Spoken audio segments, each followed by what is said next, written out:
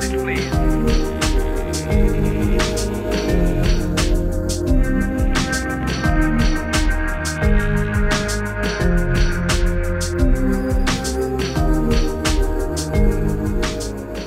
All right, Tony, you're in charge of Chris Clark. You boss Chris Clark around. That's what they tell me. That's what his mom says I can do. And how well does he take that? Is he a good receiver of that kind of instruction? Yeah, actually he is. He's a great kid and yeah, very receptive to all input. He's awesome. He was on 600s last year, jumped up to the big bikes. At the end of last year, he was like, yeah, I want to ride big bikes. And I'm thinking, yeah, we all do. Well, you know what? He had some experience before on the big bikes. You know, when we first started working together, he was on the Triumphs, and then he would kind of dabble in some big bikes, and he had some good success with that too. So his body type kind of fit the big bike, and that's kind of where we're headed now. So how go things? Your goal early on was to get a top 10. He did that pretty quick. Yeah, it kind of surprised us with that. You know, the learning curve's it's a funny thing. People think it just goes straight up, but there's going to be some dips and valleys in there. And but you know, he's healthy and he keeps pushing, and we're always learning something. This is our first year on the motorcycle. We're really fortunate that Yamaha, Josh Hayes, and Ben have some good settings for us to try. So we're not, you know, we always have a pretty good base setting. But yeah, it is a learning curve, and I think next year you're going to see a little bit better for him, for sure. Now you're the crew chief, so you've got a couple of guys that actually wrench on the bike while you hover and do your thing. Sure. The number one guy is we have Jefferson Burks, and he came over from Yamaha Motor Corporation with us, factory team last year. And then we have Bob Brackman, who was a factory mechanic with Honda for many years. And I really think the whole team in general. I got Robbie Peterson over there on Ben's side, Chris Roman, who came from Yamaha as well, and then Ray also from Yamaha. So, I mean, as far as the team goes, I really can't ask for anything better. I mean, it's a blessing. How have you progressed with the bike in terms of him riding the bike? Have you made any major changes, or has it been pretty steady? Yeah, I mean, our base setting's always good. So Chris has one setting that's always good. We set the other bike up with some experimental stuff or something that goes good at a test. And if that works out well, then we'll go ahead and race with it. No, he's progressed pretty good with the bike. But like I said, we kind of tend to go back to our base setting quite a bit with a few tweaks. And we've been able to take some of our Wera endurance settings as well and use those, because we also do the Wera endurance series on a R1 as well. Oh, really? So how's that going? It's going good. You know, we're leading the overall points. It's kind of tough on some of these tracks because the 600 has given us a few challenges at a couple of tracks. But all in all, Ben and Chris raced that, and we've been very successful with it. So first in class still. Is it still a lot about seat time as he makes funny faces there off camera? Nah, I can see him in the reflection of your sunglasses. I'm sure everyone else can too. That's Chris's style. He keeps it fun. But yeah, the track time, of course, you know, there's many different conditions, especially the heat. We just came from Grattan a couple of weeks ago, and it was incredibly hot. And we know that kind of experience is going to pay off when we get to Barber and Virginia and those kind of places. So yeah, it really is all about seat time, just knowing what the tire's going to do when it has 30, 40 laps on it, and you've been on the thing for an hour. So yeah, it's been good. And Ben's really enjoying it too. He's never been a club racer before, so he really enjoys it. Yeah, because it is quite a difference on the team. You have Ben Bostrom, who doesn't need a lot of seat time to learn how to ride the bike as much, whereas Chris is at the beginning of this whole curve, and still seat time seems like it would be pretty important. For sure, and then because they set up the bike together, it really helps us out on this team. Things that work for Ben, we're pretty comfortable it's going to work for Chris. Well, fantastic. We're glad you guys are here, and we'll see you even further up the pointy end of the stick by the end of the year. I sure hope so. Like I said, I mean, we're going to have some valleys in this learning curve, but I really think that you know, Chris is determined and he trains so hard. You know, when we're not here at the track, and the physical fitness and the diet and everything, I really think it's going to pay off. So I hope so too. Good luck. Thank you.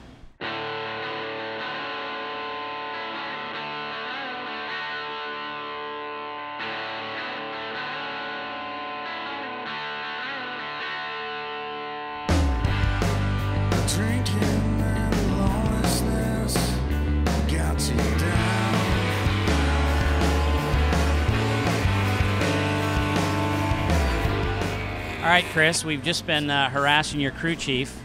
How has he been to work with? Is he doing what you tell him to do? He's been incredibly difficult. I told him, though, this race, that if he doesn't get his act together, I'm going to call immigration. And he seemed to work a lot better this week, and I don't know why. But How has it been going? Last we talked, your goal was to get a top 10, and you got that pretty early on.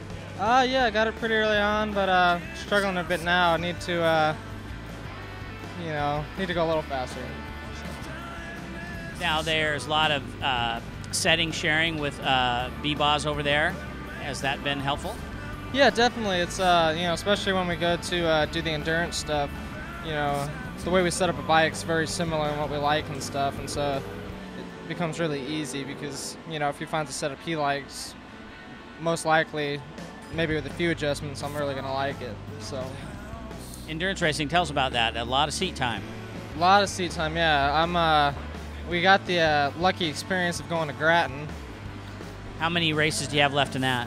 Let's see. We got Summit, Virginia, Barber, and GNF, I think, so 4. How does that transition to what you're doing here in the sprint races? I mean, you can't ride for an entire endurance race the way you ride a sprint bike. That's what we're working towards.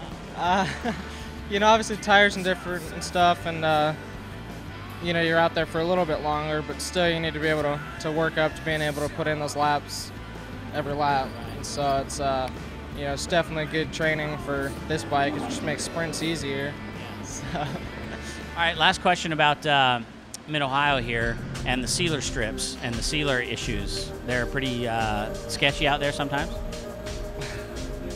Once you compare to Grattan, they're not even close to being as bad. No, I've never had too much of a problem with the sealers here. Usually if you're the first one out in the morning, the track's kind of green, they're a little slick. Out there, even today, it was a little bit slick, but as it warms up and the day goes on, they're fine. Ben might have a different opinion on that, but that's where he had the big crash yesterday. So.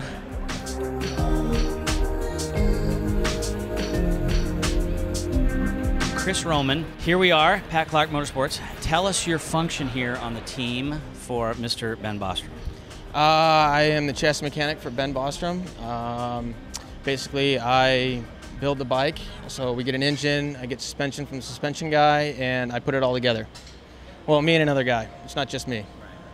So. And then here at the track, as they, go through their paces and want to make changes, then you guys are responsible for doing that, executing the changes.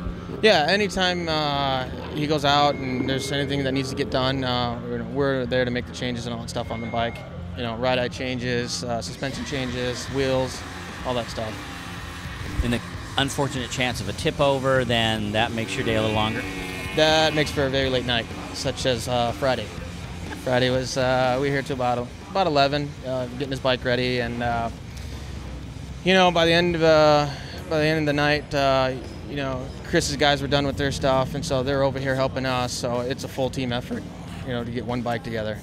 Next day, you guys went out and put it on the box, second place, almost won the race. I mean, it was really close. Like, he should win it today.